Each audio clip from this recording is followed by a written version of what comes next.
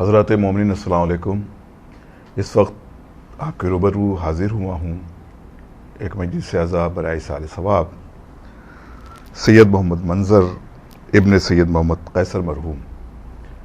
اس مجلس کو آرگنائز کر رہے ہیں جناب عادل آبدی اور ان کے تمام اہل خانہ۔ جناب منظر صاحب کی وفات کے بعد مجالسوں کا سلسلہ ان کے اہل خانہ کی جانب سے جاری و ساری ہے، اور آج کی مجلس کو خطاب فرمائیں گے عالی جناب مولانا کلب جواد صاحب قبلہ امام جمعہ لکھنؤ۔ مجلس کا آغاز تلاوت کلام پاک سے ہوگا اور تلاوت کے فرائض انجام دیں گے محترم قاری ندیم نجفی صاحب۔ کووڈ-19 کے حالات آپ کے پیش نظر ہیں، تمام مومنین، تمام حضرات اس وبا کی چپیٹ میں آ چکے ہیں اور اکثر موتیں بھی اس حوالے سے ہو رہی ہیں۔ جناب منظر صاحب کا بھی انتقال اس کووڈ-19 وبا کے چلتے ہوا تھا۔ امام جعفر صادق علیہ السلام کی مشہور و معروف حدیث ہے، قول ہے، من ماتا علی حب آل محمد ماتا شہیدا۔ یقیناً جو اہل بیت علیہ السلام کی معرفت کے ساتھ مر جائے وہ شہید کا درجہ حاصل کرتا ہے۔ آئیے حضرات، اب ہم مجلس کا باقاعدہ آغاز کرتے ہیں اور تلاوت کلام ربانی کے لیے گزارش کرتے ہیں محترم قاری ندیم نجفی صاحب سے کہ وہ تشریف لائیں اور تلاوت کلام پاک سے مجلس کا آغاز فرمائیں۔ اللہم صل علی محمد و آل محمد۔ اعوذ باللہ من الشیطان اللعین الرجیم۔ بسم اللہ الرحمن الرحیم۔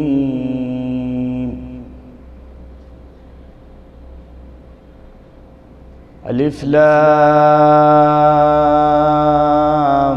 را تلک آیات الکتاب المبین۔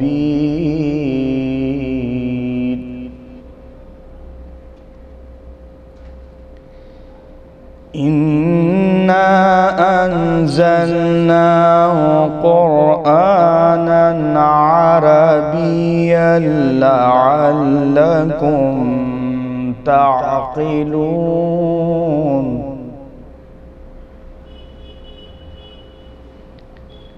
نحن نقص عليك أحسن القصص بما أوحينا إليك هذا القرآن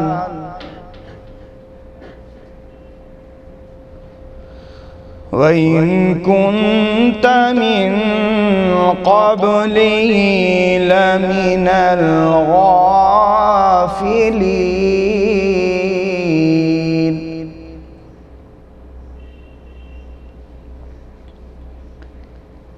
إذ قال يوسف لأبيه يا أبت إني رأيت 11 كوكبا والشمس والقمر رأيتهم لي ساجدين۔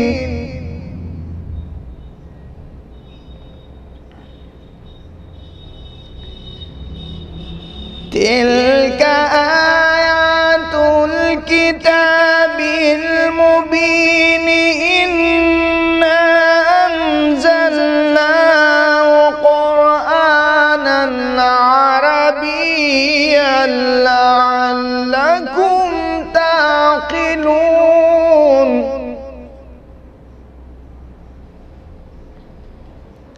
نحن نقص عليك أحسن القصص بما أوحينا إليك هذا القرآن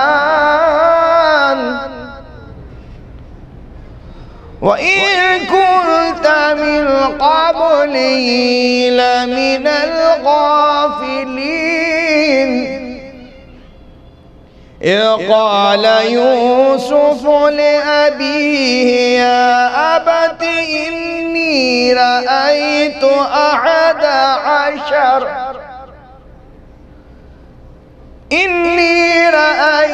أحد عشر كوكبا والشمس والقمر رأيتهم لي ساجدين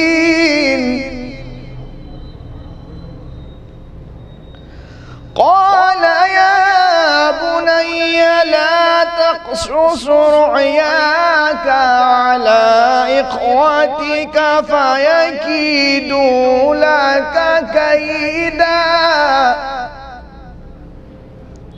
إن الشيطان للإنسان عدو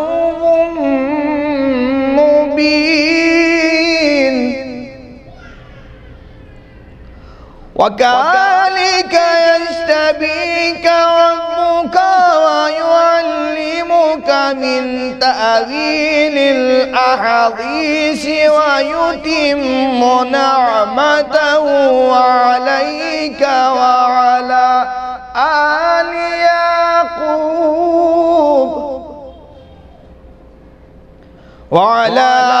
يعقوب كما أتمها على أبويك من قبل إبراهيم وإسحاق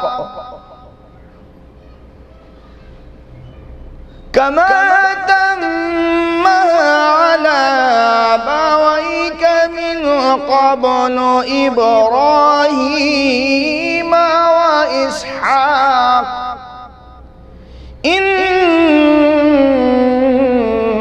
ربك عليم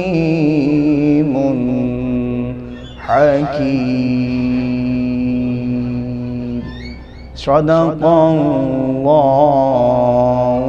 العلي العظيم وصدق رسول النبي الكريم وصدق مولانا أمير المؤمنين علي بن أبي طالب اللهم صل على محمد وآل محمد. جزاک اللہ. محترم قاری ندیم نجفی صاحب، آپ نے بہترین انداز میں تلاوت کلام ربانی سے مجلس کا آغاز کیا. یقیناً یہ تلاوت کلام پاک مرحوم منظر صاحب کے لیے اور ان کے متعلقین کے لیے اور اس وقت کی مجلس کو انعقاد کرنے والے جناب عادل عابدی صاحب اور ان کی فیملی کے لیے تسکین قلب کا سبب بنے گا. مجلس کا آغاز تلاوت کلام پاک سے ہو چکا ہے اور اب ہم گزارش کرتے ہیں خطیب اہل بیت عالی جناب مولانا سید قلب جواد نقوی صاحب قبلہ سے کہ وہ تشریف لائیں اور مومنین کے درمیان اپنا بیان پیش فرمائیں.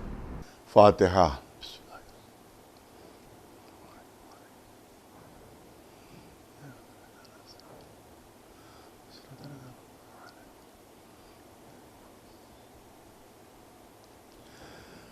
اعوذ باللہ السمیع العلیم من الشیطان اللعین الرجیم. بسم اللہ الرحمن الرحیم. الحمدللہ رب العالمین والصلاة والسلام علی سید الانبیاء والمرسلین سیدنا و نبینا و شفیع المذنبین ابی القاسم محمد اللہم صلی اللہ علیہ وسلم و اہل بیتہ الطیبین الطاہرین المعصومین. اما بعد فقد قال اللہ سبحانہ تبارک و تعالی فی کتابہ المبین وہو اصدق القائلین ومن یبتغی غیر الاسلام دینا فلن يقبل منہ وہو فی الآخرۃ من الخاسرین. اللہم صلی علی محمد و آل محمد. جس شخصیت کے یہ سال ثواب کی مجلس ہے ان کا اسم گرامی جناب محمد منظر صاحب مرحوم اور ان کے والد کا نام جناب محمد قیصر صاحب مرحوم ہے. گزارش 1 مرتبہ سورہ حمد اور 3 مرتبہ سورہ توحید تلاوت فرما کر دونوں مرحومین کی روحوں کو اصل ثواب فرما دیں.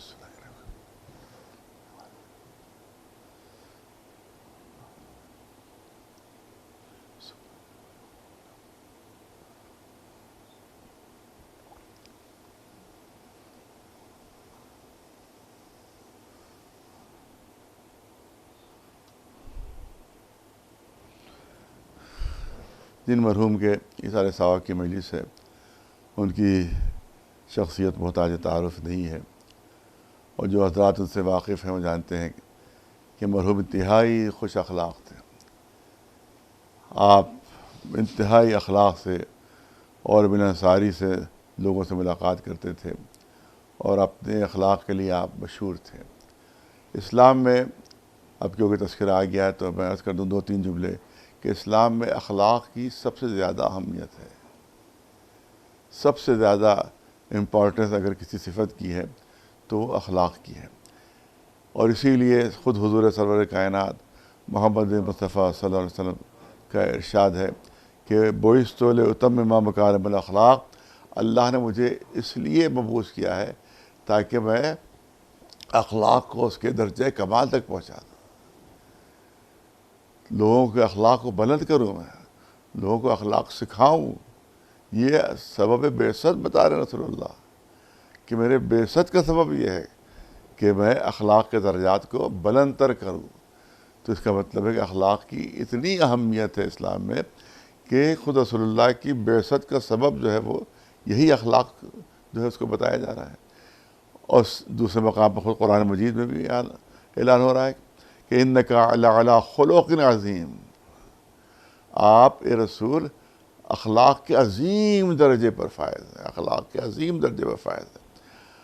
کسی نے مولا کائنات علی ابن ابی طالب علیہ السلام سے سوال کیا اور اسے پوچھا یہ بتائیے کہ رسول اللہ کے اخلاق بیان فرمائیے.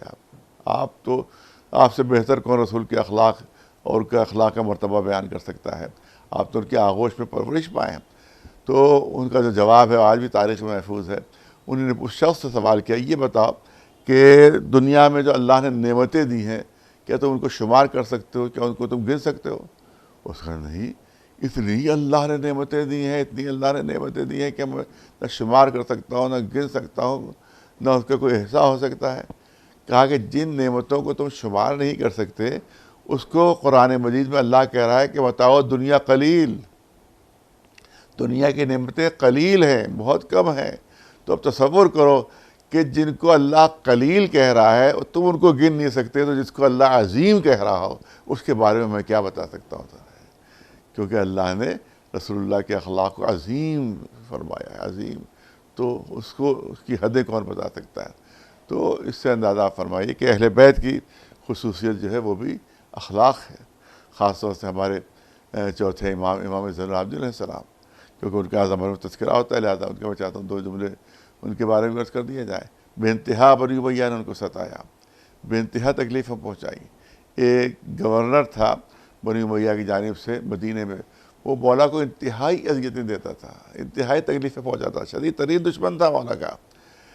اتفاق سے وہ بادشاہ وقت جو تھا وہ اس سے ناراض ہو گیا اور اس کو گرفتار کر لیا گیا. گرفتار کر کے مدینے کے چوراہے کے اوپر اس کو زنجیروں میں باندھ کر اس کو بٹھا دیا گیا اس کی طرف سے، بادشاہ کی طرف سے. اور بادشاہ کی طرف سے اعلان ہوا کہ جس کو اس نے تکلیف پہنچائی سب آ کے اس کو جوتے مارے، چپلیں مارے، اس پر تھوکے، اس کو اذیتیں دے. تو پورا مدینے کو اس سے پریشان کیا. ظالم شخص تھا وہ، اور ظالموں کی طرف سے نمائندہ بھی تھا وہ. تو سارے مدینے والے آتے تھے، کوئی تھوک رہا ہے اس کے اوپر، کوئی چپل مار رہا ہے، کوئی جوتا مار رہا ہے، کوئی پتھر مار رہا ہے. اس نے آتے دیکھا کہ چوتھے امام تشریف لا رہے ہیں اپنے اصحاب کے ساتھ. اب یہ خود کہتا ہے کہ میں کانپ گیا، میں تھرا گیا کہ جن کو میں نے کم اذیتیں دی تھیں انہیں مجھے اتنا مارا.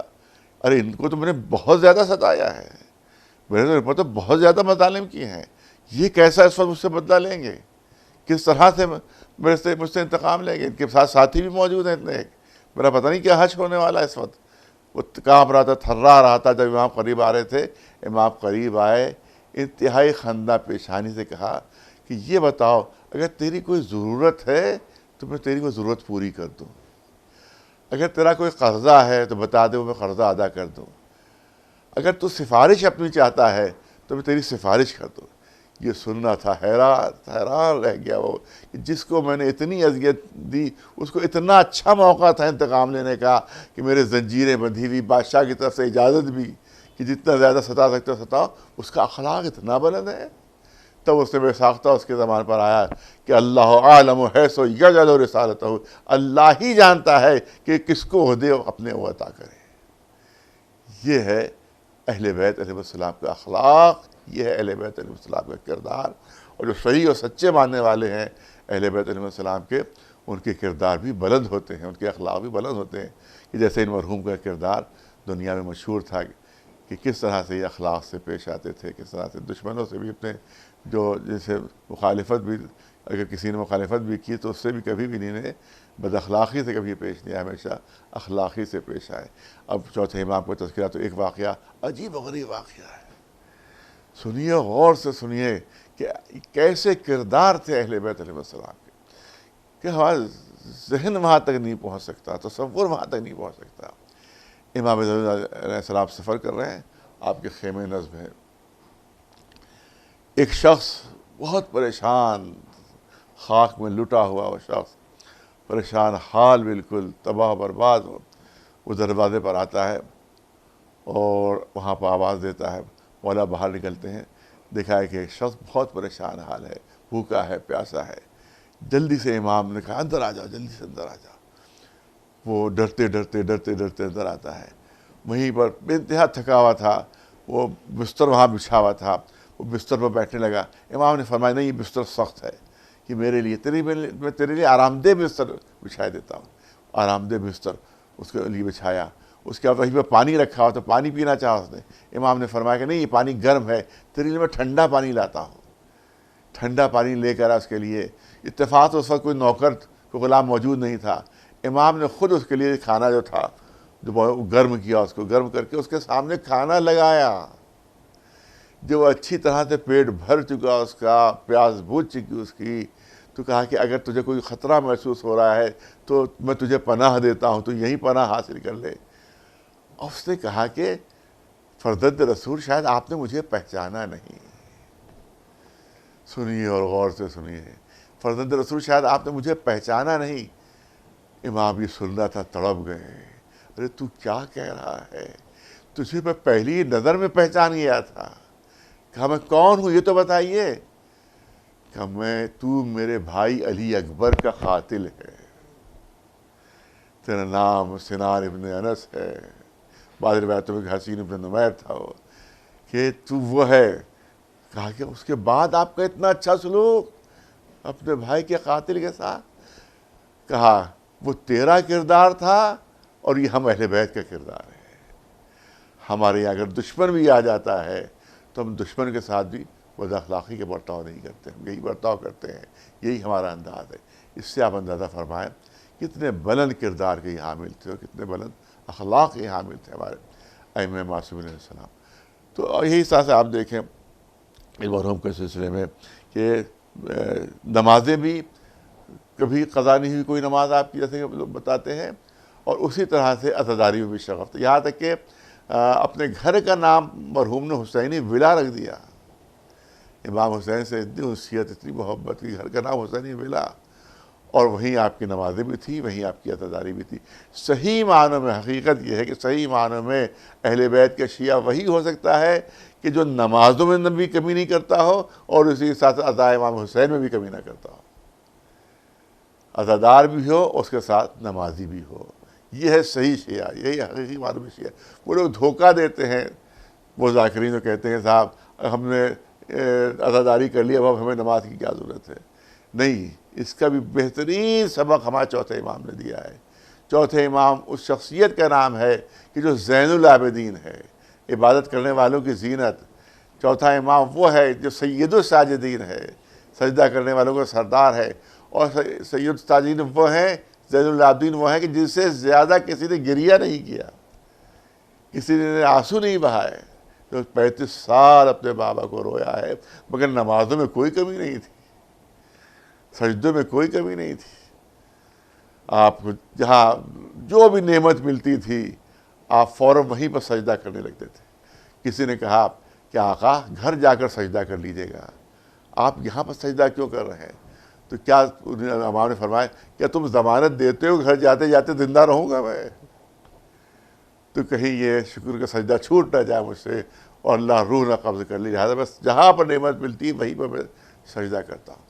تو اس کا مطلب ہے سید الساجدین بھی ہے، زین العابدین بھی ہے، اور سب سے بڑے گریہ کرنے والے امام حسین کے عزادار بھی ہیں۔ ایک صلوات بھیج دے پر محمد صلی اللہ علیہ وسلم۔ حقیقت اب میں چاہتا ہوں تھوڑی دیر آئے کریمہ کے ذیل میں بھی آپ کے سامنے عرض کر دوں، بلکہ یہ مجھے یہ بھی معلوم ہے کہ آپ کی 4 بیٹیاں ہیں۔ اچھا یہ بھی اس پر بھی عرض کر دوں کہ لوگ سمجھتے ہیں کہ بیٹا مل جائے گا تو بہت بڑی مجھے کوئی عظمت مل جائے گی، بہت بڑا کوئی شرف مل جائے گا۔ نہیں، بڑی بہت غلط فہمی ہے کہ اگر بیٹا مل گیا تو بہت بڑا کوئی شرف ان کا بڑھ گیا، بہت ان کی عظمت بڑھ گئی، بہت زیادہ بہت بڑی کوئی بہت بڑا شرف مل گیا۔ نہیں، اسی لیے ائمہ معصومین کا ارشاد ہے کہ بیٹا نعمت ہے اور بیٹیاں رحمت ہیں۔ بیٹا نعمت ہے اور بیٹیاں رحمت ہیں۔ اور آپ یاد رکھیے کہ نعمت میں حساب ہوتا ہے اور رحمت بے حساب ہوتی ہے۔ لہذا بیٹیوں کو رحمت کے طور پر، اللہ کی رحمت کے طور پر ٹریٹ کرنا چاہیے کہ یہ اللہ کی رحمت ہے جو ہم پر نازل ہوئی ہے یہ بیٹیاں۔ تو لہذا بیٹیاں جو ہیں وہ اس پر پریشانی ہونے کی بات نہیں ہے، بلکہ یہی بیٹیاں ہیں جو جنت میں لے جائیں گی۔ اسی لیے رسول اللہ کا ارشاد ہے، آپ نے رسول نے ارشاد فرمایا کہ اگر کسی کی ایک بیٹی ہو، بہت توجہ رہے، خاص طور سے ان لوگوں سے یہ ان کی خدمت میں میرے جملے ہیں کہ جو ان کی بیٹیاں ہی بیٹیاں ہوں، وہ پریشان رہتے ہیں ارے بیٹا کسی طرح سے ہو جائے، بیٹا کسی طرح سے ہو جائے، تو ان کے لیے چند جملے میں عرض کر دینا چاہتا ہوں۔ اور وہ جملے یہ ہیں کہ رسول نے ارشاد فرمایا کہ کسی کی اگر ایک بیٹی ہے اور اس نے ایک بیٹی کی صحیح تربیت کر کے اس کی صحیح جگہ شادی کر دی تو وہ جنت میں میرے ساتھ ساتھ ہوگا۔ جس طرح سے یہ 2 انگلیاں ساتھ ہوتی ہیں اس طرح سے میرے جنت میں ساتھ ساتھ ہوگا۔ کسی کی 2 بیٹیاں ہیں اس سے بلکہ روایت اس طرح سے کہ امام رسول نے ارشاد فرمایا کہ کسی کی 3 بیٹیاں ہوں تو اگر ان کی وہ صحیح شادی کر دے اور صحیح تربیت کر دے تو جنت میں ہوگا۔ تو ایک شخص کھڑا ہوا کہ اللہ کے رسول میری 2 ہی بیٹیاں ہیں، اس طرح سے روایت ہے، جو میں پوری عرض کر دوں کہ میری تو 2 بیٹیاں ہیں، تو رسول نے فرمایا کہ اگر کسی کی 2 بیٹیاں ہوں اور اگر ان کی صحیح تربیت کر کے ان کی صحیح جگہ پر اس کا نکاح کر دے، شادی کر دے تو جنت میرے ساتھ ہوگا۔ ایک اور شخص کھڑا ہو گیا، اسے کہتے اے اللہ کے رسول میری تو ایک ہی بیٹی ہے، میں کیا کروں؟ کہا کہ نہیں، کسی کی ایک بیٹی بھی ہو اور اس کی صحیح اگر تربیت کرے اور اس کی صحیح جگہ پر اس کی شادی کر دے تو وہ جنت میرے ساتھ ہوگا۔ ایک شخص کھڑا ہو گیا کہ میری تو کوئی بیٹی ہی نہیں ہے۔ اب امام کا ارشاد سنیے، رسول کا ارشاد سنیے۔ آپ ارشاد فرماتے ہیں کہ اگر بیٹی نہ ہو، کسی کی بہن ہو، اس بہن کی صحیح تربیت کر کے اس کی صحیح جگہ شادی کر دے تو اس پر بھی جنت واجب ہے۔ یہاں پر بیٹے کا نام نہیں آ رہا ہے، بیٹیوں کا نام آ رہا ہے۔ ایک صلوات بھیج دے اس سے اندازہ فرمائیے کہ کتنی بڑی رحمت ہے یہ بیٹیاں۔ لہذا ان مرحوم کو پر اللہ کی رحمت تھی انہیں کہ 4 بیٹیاں عطا کی، کیونکہ یہ بیٹیاں ہی ہیں جو انسان کو، ماں باپ کو جنت واجب کر دیتی ہیں ان کے اوپر۔ تو یہ چند جملے بے انتہا ضروری تھے آج کے معاشرے کے لیے۔ اس کے حساب سے اب واقعہ اور یاد آ گیا، میں جلدی سے کر دوں کہ چھٹے امام جعفر صادق علیہ السلام تشریف فرما ہے، ان کے ایک صحابی موجود ہیں۔ ان کا نوکر دوڑا آیا کہ مبارک ہوا، آپ کے گھر میں ولادت ہوئی ہے۔ تو وہ چہرے پر اس کی خوشی آ گئی کہ ولادت ہوئی ہے۔ پوچھا لڑکا ہے کہ لڑکی؟ نوکر نے بتایا لڑکی ہوئی ہے۔ اب جب لڑکی سنا تو چہرے کے اوپر ایک رنگ آ گیا، اس کے چہرے کے اوپر تھوڑی سی ایک ہلکی سی جو ہے سیاہی آ گئی۔ امام کی نگاہیں دیکھ رہی تھی۔ کہا کہ میں نے دیکھا کہ جیسے تم نے لڑکی کے نام سنا تمہارا چہرے کا رنگ بدل گیا۔ تو وہ خاموش رہا، امام کے سامنے بولنے کی ضرورت نہیں ہوئی۔ تو امام نے ارشاد فرمایا یہ بتاؤ کہ پوری کائنات میں اللہ کو سب سے محبوب کون ہے؟ پوری کائنات میں اللہ کو سب سے محبوب کون ہے؟ اس شخص نے کہا کہ فرد رسول، یہ بھی پوچھنے کی بات ہے، آپ کے جد رسول اللہ یہ اللہ کو سب سے زیادہ محبوب۔ تو کہا کہ یہ بتاؤ کہ کسی کا کوئی محبوب ہوتا ہے تو چاہنے والا اس کو قیمتی سے قیمتی تحفہ دیتا ہے، بہتر سے بہتر تحفہ دیتا ہے۔ اس کی جتنی صلاحیت، جتنی دولت ہوگی، اس کی جتنی استعداد ہوگی، اس کے حساب سے بہتر اپنے محبوب کو تحفہ دے گا۔ مانتے ہو نہیں مانتے؟ کہا جو جس کو چاہتا ہے اس کو بہتر سے بہتر اور بہترین تحفہ دیتا ہے۔ تو تو یہ بتاؤ، آپ نے کہا یہ بتاؤ کہ اللہ کا محبوب ترین بندہ ہیں رسول اللہ ہمارے جد، اور اللہ ہر چیز پر قدرت رکھتا ہے، تو بہتر سے بہتر تحفہ دے سکتا تھا اللہ اپنے محبوب کو، لیکن اللہ نے اپنے محبوب کے لیے جو تحفہ معین کیا وہ اپنی بیٹی فاطمہ زہرا کو معین کیا ہے، ایک سلوات بھیجے اللہ راست ہے۔ اس کا مطلب یہ ہے کہ رسول اللہ کو جو بہترین تحفہ عطا ہوا وہ بیٹی کی صورت میں عطا ہوا، اور بیٹی کی صورت میں ہی یہ شہزادی فاطمہ زہرا کی صورت میں ہی تحفہ عطا ہوا۔ اور یہ شہزادی فاطمہ زہرا کی عظمت ہے کہ وہ رسول جو پوری کائنات کے لیے رحمت ہے، فاطمہ زہرا خود رسول اللہ کے لیے رحمت ہے۔ ایک سلوات بھیج دے بر محمد وعلیہ ظاہر ہے کہ یہ سنجیدہ چند باتیں بہت ضروری تھیں وہ عرض کرنا۔ آئے کریمہ پر میں چاہتا ہوں کہ چند جملے عرض کر دیے جائیں، بہت زیادہ طویل مجلس نہیں پڑھنا ہے۔ آپ دیکھیں اعلان ہو رہا ہے کہ وَمَن يَبْتَغِ غَيْرَ الْإِسْلَامِ دِينًا فَلَن يُقْبَلَ مِنْهُ وَهُوَ فِي الْآخِرَةِ مِنَ الْخَاسِرِينَ۔ میں اب پہلے جملے پر اگر میں گفتگو کروں گا تو اس کے تو پورا اشرا چاہیے، میں چاہتا ہوں کہ دوسرا ٹکڑا جو ہے اس پر چند جملے آپ کے سامنے پیش کر دوں۔ وَهُوَ فِي الْآخِرَةِ مِنَ الْخَاسِرِينَ، یہی سب سے بڑی حقیقت ہے جس کو ہم جیسے لوگ بھلائے رہتے ہیں۔ وہ آخرت میں گھاٹا اٹھانے والا ہوگا جو دین اسلام پر عمل نہیں کرے گا، جو تعلیمات اسلامیہ پر عمل نہیں کرے گا، جو محمد علیہ السلام کے ارشادات پر عمل نہیں کرے گا۔ تو ہو سکتا ہے دنیا میں اس کو سب کچھ مل جائے، دولت بھی مل جائے، حکومت بھی مل جائے، اقتدار بھی مل جائے، تمام آسائشیں بھی مل جائیں، لیکن قرآن اعلان فرما رہا ہے کہ وہ آخرت میں گھاٹا اٹھانے والا ہوگا، وہ دوسری دنیا میں گھاٹا اٹھانے والا ہوگا۔ ایک سب سے بڑی غلط فہمی اس کو میں دور کرنا چاہتا ہوں، کاش کچھ مجھ پر بھی اس کا اثر پڑ جائے ان جملوں کا جو میں بیان کر رہا ہوں۔ سب سے بڑی غلط فہمی ہماری یہ ہے کہ اس دنیا کو اپنا وطن سمجھتے ہیں۔ کسی سے اگر آپ پوچھئے کہ آپ کا وطن کہاں ہے، تو اگر باہر کے ملک میں کوئی پوچھے گا تو ہم ہندوستان بتائیں گے، صاحب ہندوستان ہمارا وطن ہے۔ اور اگر کوئی ہندوستان کے اندر پوچھے گا تو شہر کا نام بتاتے ہیں یا گاؤں کا نام بتاتے ہیں۔ میں بتاتا ہوں لکھنؤ میرا وطن ہے، کوئی دہلی بتاتا ہے، کوئی کلکتہ، کوئی بمبئی، کہ صاحب یہ میرا وطن ہے۔ میں تو سمجھتا ہوں یہی سب سے بڑی غلط فہمی ہے۔ میں نے کہا کاش میری بات واضح ہو جائے جو بات کہنا چاہتا ہوں۔ سب سے بڑی غلط فہمی یہ ہے کہ ہم یہاں کوئی لکھنؤ کو وطن بتا رہا ہے، کوئی ہندوستان کو وطن بتا رہا ہے، کوئی ایران کو، کوئی عراق کو۔ یہی سب سے بڑی ہمارا غلط فہمی اور دھوکہ ہے۔ ہم مسافر خانے کو وطن بتایا کرتے ہیں۔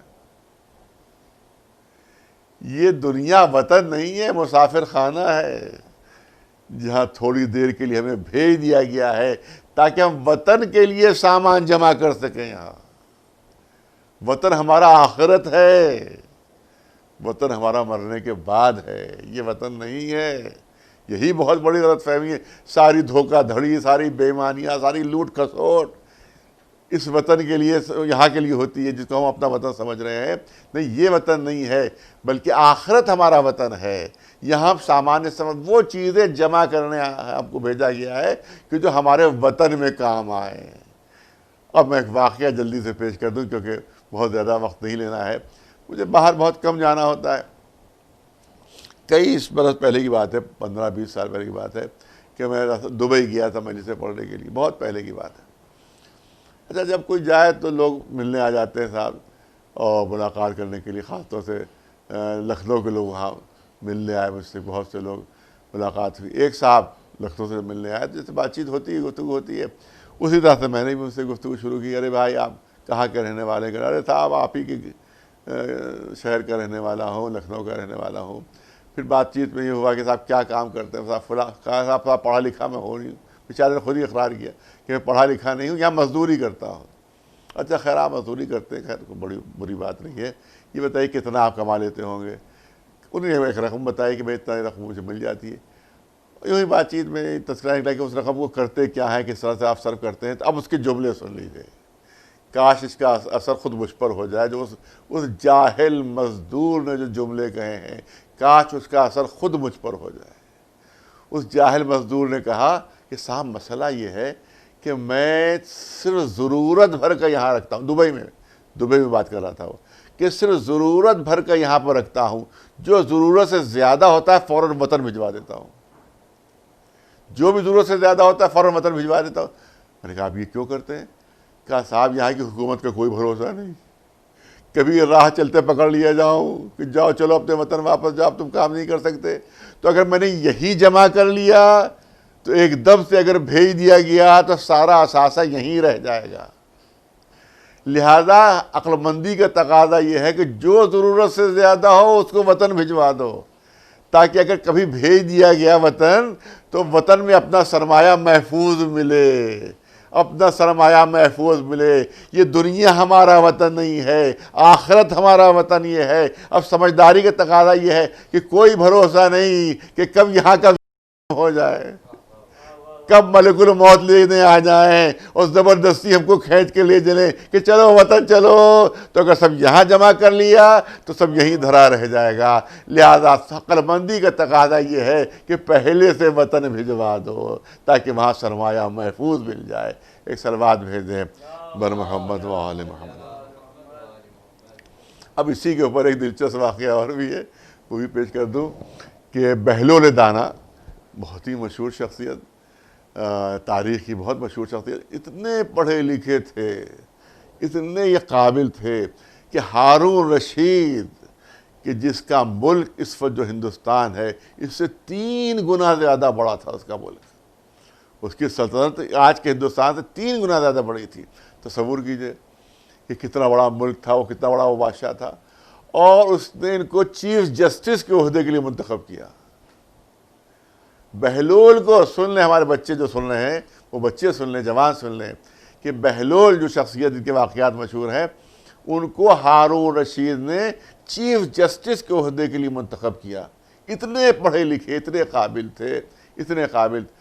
اب دیکھیں آپ یہاں کسی کو کوئی معمولی سا عہدہ بھی اگر حکومت دے دے تو پیروں کے بھل نہیں جائے گا، سر کے بھل جائے گا۔ ارے مجھے عہدہ ملا چاہے چھوٹی سی کرسی کیوں نہ ہو، معمولی سا عہدہ کیوں نہ ہو۔ دیکھیے کیا کیا حرکتیں کرتے ہیں عہدوں کے لیے لوگ، اپنی دین کا سودا کر لیتے ہیں، اپنے ضمیر کا سودا کر لیتے ہیں، اپنے مذہب کا سودا کر لیتے ہیں، کسی چھوٹے سی کرسی کے لیے، چھوٹے سے عہدے کے لیے اپنا ضمیر بیچ ڈالتے ہیں، اپنا دین بیچ ڈالتے ہیں۔ لیکن بہلول دانا کا واقعہ سن لیجئے، اتنا بڑا عہدہ مل رہا تھا مگر ان کو منظور نہیں تھا، ان کو منظور نہیں تھا، کیونکہ ظالم کی حمایت ہو جاتی۔ لہذا اب ہمارے جمہوریت تو تھی نہیں، ڈیموکریسی تو تھی نہیں، آج تو ہم انکار بھی کر سکتے ہیں عہدے سے، کوئی فرق نہیں پڑے گا، لیکن اس زمانے میں اگر انکار کر دے تو بادشاہ کی انسلٹ ہو، بادشاہ کی توہین، توہین کا مطلب قتل۔ لہذا اگر وہ سمجھ رہے تھے کہ میں نے انکار کیا ڈائریکٹ تو قتل ہو جاؤں گا، تو چھٹے امام جعفر صادق علیہ السلام ان تک پیغام پہنچوایا کہ فردد رسول میں قتل ہونے کے لیے تیار ہوں، آپ بتائیے کہ میں کیا کروں۔ مجھے قاضی القضات چیف جسٹس کا عہدہ دیا جا رہا تھا، تو امام نے ایک چھوٹا سا جملہ لکھ دیا، علیک بالجنون، علیک بالجنون، اپنے اوپر دیوانگی طاری کر لو، دیوانے بن جاؤ۔ اب انہوں نے دیوانوں جیسی حرکتیں کرنا شروع کر دی، تو اب کسی دیوانے کو تو کوئی چیف جسٹس بنانے سے رہا، لہذا ان کی جان چھوٹ گئی اس طرح سے۔ اور اس کے بعد اب انہی کے واقعہ سن لیجئے کہ ایک مرتبہ دربار میں یہ ہارون کے آپ پہنچ گئے، اور اس کے بعد اتفاق سے وہ دربار جو تھا وہ اس وقت ابھی لگا نہیں تھا، دربار وہ خالی تھا، ایک درباری کی کرسی پہ جا کر وہ بیٹھ گیا۔ اب جو سپاہیوں نے دیکھا وہاں کہ درباری کرسی پر ایک دیوانہ آدمی آ کر بیٹھا ہوا ہے، تو وہ ہٹانے لگے، اس کو ہٹانے لگے، کہہ رہے تم یہاں کہاں کے بیٹھ کے دربار میں آ کر کہاں بیٹھ گئے تم؟ تو اس نے کہا کہ، اور پھر اس کو سمجھانے کے لیے کہنے لگا، ارے تم نے کیا اس کو مسافر خانہ سمجھ لیا ہے، کہ اس کو کوئی سرائے سمجھ لیا ہے، تم آ کر یہاں کرسی کو بیٹھ گئے۔ اب ان کو موقع مل گیا بہلول کو، کہا کہ مسافر خانہ کیا ہوتا ہے، یہ بتاؤ، سرائے کیا چیز ہوتی ہے، مسافر خانہ کیا ہوتا ہے۔ اور سپاہی یہ سمجھے کہ بیچارہ ایسے دیوانے ہیں کہ یہ بھی نہیں معلوم ان کو کہ مسافر خانہ کیا ہوتا ہے۔ کہ تمہیں نہیں معلوم؟ بہلول کہ نہیں ہمیں نہیں معلوم، تم بتاؤ۔ کہا وہ سمجھانا شروع کیا، دیکھو بھائی مسافر خانہ اس جگہ کو کہتے ہیں کہ جہاں رہنے والے بدلتے رہیں، ایک مسافر آیا رہا وہ چلا گیا، اس کی جگہ پر دوسرا آ گیا وہ رہا، وہ چلا گیا اس کی جگہ پر تیسرا آ گیا، تو جہاں رہنے والے بدلتے رہیں اس کو مسافر خانہ کہتے ہیں کہ اچھا ہے اسی کو مسافر خانہ کہتے ہیں. اچھا یہ بتاؤ کہ اس محل میں اس سے پہلے کون بادشاہ رہتا تھا؟ کہ فلاں بادشاہ. کہ اس سے پہلے کون رہتا تھا؟ کہ فلاں بادشاہ. کہ اس سے پہلے کہ فلاں بادشاہ. تو کہا یہ مسافر خانہ نہیں تو پھر کیا ہے؟ تو بھی تو کہتے ہو کہ جہاں جہاں جو رہنے والے بدلتے رہے مسافر خانہ, تو یا خود ہی بتا رہے ہو کہ یا کبھی کوئی بادشاہ رہتا تھا کبھی کوئی, تو یہ مسافر خانہ نہیں ہوا تو پھر کیا ہوا؟ اور اس کے بعد غضب انہوں نے یہ کیا کہ ابھی تو درباری کرسی پہ بیٹھے ہوئے تھے, اب جلدی سے جا کے ہارون کی کرسی پہ بیٹھ گئے, جا کے بادشاہ کی کرسی پہ بیٹھ گئے. اب سپاہیوں نے ان کو 2-3 ہاتھ مارے اور زبردستی کھینچا. ارے ہمیں مرواؤ گے کیا؟ ختم کرواؤ گے؟ ارے بادشاہ کی نظر پڑ گئی تو ہمیں قتل کر دے گا, مار ڈالے گا ہمیں.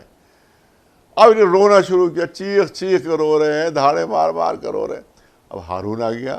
ہارون ظاہر پہچانتا تو تھے مگر یہ پتا تھا کہ دیوانے ہو گئے.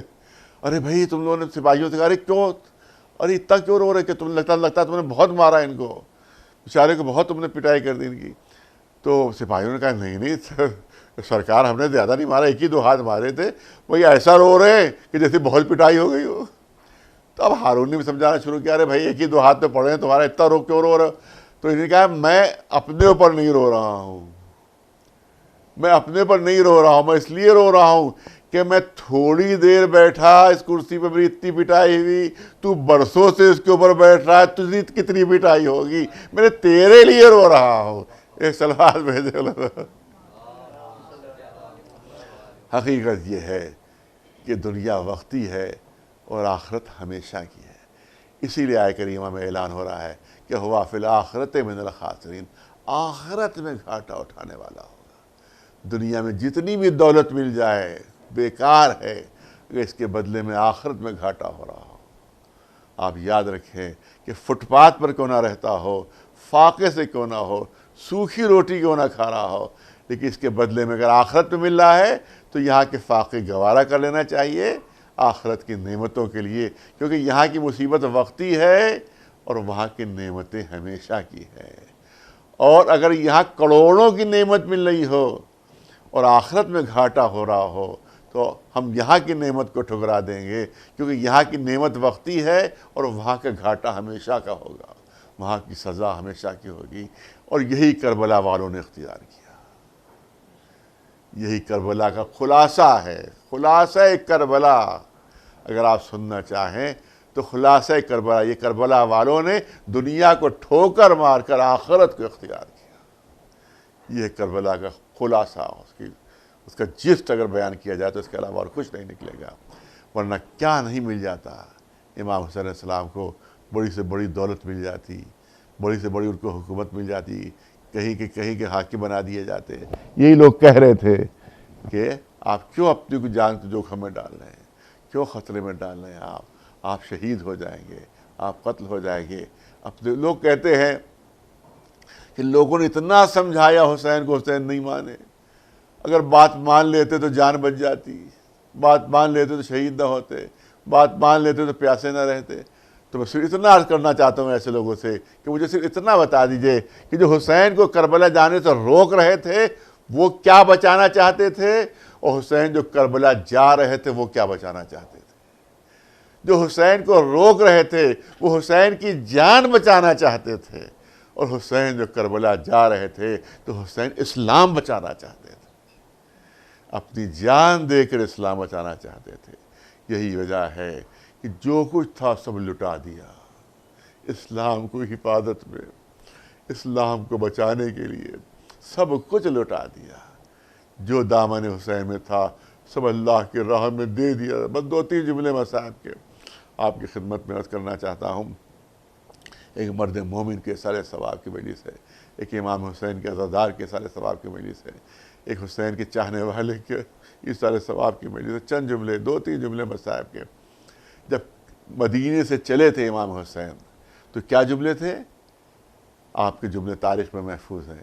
آپ کے جملے تھے کہ اے میرے نانا کے دین, اے میرے نانا کے دین, اگر تو میرے سر کے بغیر نہیں بچ سکتا ہے تو یہ تلواروں آؤ, میرا سر حاضر ہے, میرا سر کاٹ لو, دین بچ جائے, اسلام بچ جائے. تو جب مدینے سے چلے تھے تو آپ نے صرف یہی اعلان کیا تھا کہ میرا سر حاضر ہے, لیکن جب کربلا کے میدان میں پہنچے اور اسلام کی بے کسی دیکھی، اسلام کی مظلومیت دیکھی، تو جو تھا سب لٹا دیا۔ گویا اعلان فرما رہے تھے مولا کہ میرے نانا کے دین، اگر تیرا سینہ کمزور ہے تو پھر میرے علی اکبر کے سینے کا خون حاضر ہے۔ اے میرے نانا کے دین، اگر تیرے بازو کمزور ہیں تو میرے عباس کے بازو حاضر ہے۔ اے میرے نانا کے دین، اگر تیرا گلا گھوٹا جا رہا ہے تو میں تیرے گلے کو گھٹنے نہیں دوں گا، چاہے ننھے سے علی اصغر کے گلے پر تیر بھال کر تیر کیوں نہ پڑ جائے۔ اے میرے نانا کے دین، اگر تو پامال کیا جا رہا ہے تو تجھے پامال نہیں ہونے دوں گا، چاہے میرا قاسم زندگی ہی میں کیوں نہ پامال کر دیا جائے۔ اے میرے نانا کے دین، اگر تیری کشتی بھنور میں ہے، اگر تیرا بادبان ٹوٹ چکا ہے، اگر تیرا بادبان ختم ہو چکا ہے، تیری کشتی بھنور میں ہے، تو تیری کشتی کو ڈوبنے نہیں دوں گا، چاہے بہن زینب کی رضا کو بادبان کیوں نہ بنانا پڑے۔ اپنا سب کچھ کربلا کے میدان میں لٹا دیا آقا حسین نے، مگر سب سے بڑی قربانی کیا ہے؟ اور سید الصابری کا لقب کس کو دیا گیا ہے؟ وہ ہمارے چوتھے امام کو دیا گیا ہے کہ جن کے ہاتھوں میں ہتکڑیاں ہے، پیروں میں بیڑیاں ہیں، گلے میں توقے خاردار ہے، بازاروں اور درباروں میں لے جایا جا رہا ہے۔ ہاں عزاداروں، جب درباری یزید میں ہمارے آقا پہنچا ہے تو دیکھا چاروں طرف عیسائیوں کا، یہودیوں کا، غیر مسلم والوں کا مجمع ہے، اور اس میں علی کی بیٹی حسین کی بہن زینب سر کے بال کھلے ہیں، اور تھکان کا یہ عالم ہے کہ بیٹھنے کی اجازت نہیں تھی، تو اپنے دونوں ہاتھوں کو اپنے گھٹنوں پر رکھ کر جھک گئی تھی۔ بس آخری جملے سن لیے، تذکرہ آ گیا ہے، 2 جملوں کی زحمت ہے۔ اب روایت کہتی ہے کہ یزید نے شبر سے کہا، اے شبر یہ بتا کہ حسین کی بہن زینب کس طرف ہے، علی کی بیٹی زینب کس طرف ہے؟ میں اس سے براہ راست گفتگو کرنا چاہتا ہوں، براہ راست بات کرنا چاہتا ہوں۔ روایت کہتی ہے کہ شبر نے اشارہ کیا کہ یہ کنیزوں کے جھرمٹ میں بالوں سے جو منہ چھپائے ہوئے جھکی ہوئی کھڑی ہوئی ہے، یہ حسین کی بہن زینب ہے، یہ علی کی بیٹی زینب ہے۔ شبر کو حکم دیا کہ ساری کنیزوں کو سامنے سے ہٹا دیا جائے۔ شبر تازیانہ لے کر آگے بڑھتا ہے، اور وہ کنیزوں کو اتنے تازیانے مارتا ہے کہ ساری کنیزیں تڑپ تڑپ کر سامنے سے ہٹ جاتی ہیں۔ مگر اب تاریخ کہتی ہے ایک بوڑھی کنیز جس کے سر کے بال سفید، اس کے اوپر کوڑے پڑ رہے ہیں، مگر وہ سامنے سے ہٹ نہیں رہی ہے، اور وہ یہی کہے جا رہی ہے کہ میں جان دے دوں گی مگر شہزادی کے سامنے سے نہیں ہٹوں گی۔ ارے دیکھتے نہیں کہ بی بی کے سر پر چادر نہیں ہے، میں کیسے سامنے سے ہٹ جاؤں؟ یہ دیکھنا تھا۔ یزید کو غیظ آ جاتا ہے، یزید غصے میں آ جاتا ہے کہ بڑی گستاخ کنیز ہے، یہ بڑی گستاخ ہے، اس کو قتل کر دیا جائے، اس کے گردن کو اتار دیا جائے۔ جلاد تلوار لے کر آگے بڑھتا ہے۔ اب یہ کون ہے؟ یہ جناب فضہ ہے، حبش کی کنیز جناب فضہ۔ جیسے ہی جلاد تلوار لے کر آگے بڑھا، فضہ نے حسرت سے دربار پر نگاہ ڈالی کہ شاید کوئی مددگار مل جائے، شاید کوئی جان بچانے والا مل جائے۔ یہ کہا کہ نگاہ پڑھی کہ یزید کی پشت پر حبشی جوانوں کا ایک دستہ کھڑا ہوا ہے، ہاتھوں میں تلواریں لیے ہوئے۔ جناب فضہ جو خود حبش کی رہنے والی تھی، انہیں حبشی جوانوں کو آواز دی کہ حبش کے جوانوں، تمہاری غیرت کو کیا ہو گیا ہے کہ تمہارے ملک کی خاتون قتل کی جا رہی ہے اور تم تماشا دیکھ رہے ہو؟ یہ سننا تھا۔ ان حبشی جوانوں کو غیرت آ گئی، وہ تلواریں لے کر یزید کے سامنے آ گئے۔ کہا اے یزید، اس کو فوراً ہی جلاد کو واپس بلا لے، ورنہ ابھی دربار میں خون کی ندیاں بہہ جائیں گی۔ یزید خوف زدہ ہو گیا، جلاد واپس ہو گیا، مگر زینب تڑپ گئی، شہزادی تڑپ گئی۔ ارے تڑپ کر مدینے کا رخ کیا۔ اے نانا، آپ کی کنیز کے اتنے بچانے والے موجود، مگر آپ کی آل کربلا کے میدان میں 3 دن کی بھوکی پیاسی شہید کر دی گئی۔ آپ کی اولاد دربار میں رسن بستہ بغیر چادر کے کھڑی ہوئی ہے، اور کوئی بچانے والا نہیں، کوئی مدد کرنے والا نہیں۔ سَيَعْلَمُ الَّذِينَ ظَلَمُوا أَيَّ مُنقَلَبٍ يَنقَلِبُونَ۔ اللہ لعنت اللہ علی القوم الظالمین۔ گزارش ہے 1 مرتبہ سورہ حمد اور 3 مرتبہ سورہ توحید تلاوت فرما کر جناب محمد منظر صاحب مرحوم ابن جناب محمد قیصر صاحب مرحوم کی روحوں کو ایصال ثواب فرما دے۔ بسم اللہ۔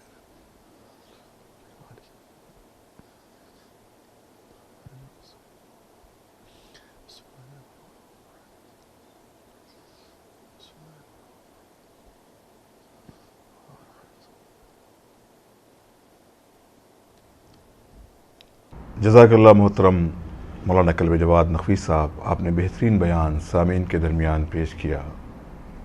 یقیناً یہ تلاوت کلام پاک، یہ ذکر محمد و آل محمد ہمارے مرحومین کے لیے بہترین ایصال ثواب کا سبب بنتا ہے، اور یقیناً یہ ایصال ثواب کا سبب بنے گا جناب منظر صاحب کے لیے اور ان کے متعلقین کے لیے تسکین قلب کا سبب بنے گا۔ جیسا کہ میں نے آپ سے شروع میں ہی عرض کر دیا تھا کہ اس مجلس کو منعقد کیا تھا جناب عادل عابدی صاحب اور ان کی فیملی نے، تو عادل عابدی صاحب کی جانب سے تمام ویورز کا شکریہ ادا کیا جاتا ہے، جناب قاری ندیم نجفی صاحب کا شکریہ ادا کیا جاتا ہے، بالخصوص عالی جناب مولانا سید کلب جواد نقوی صاحب کا شکریہ ادا کیا جاتا ہے۔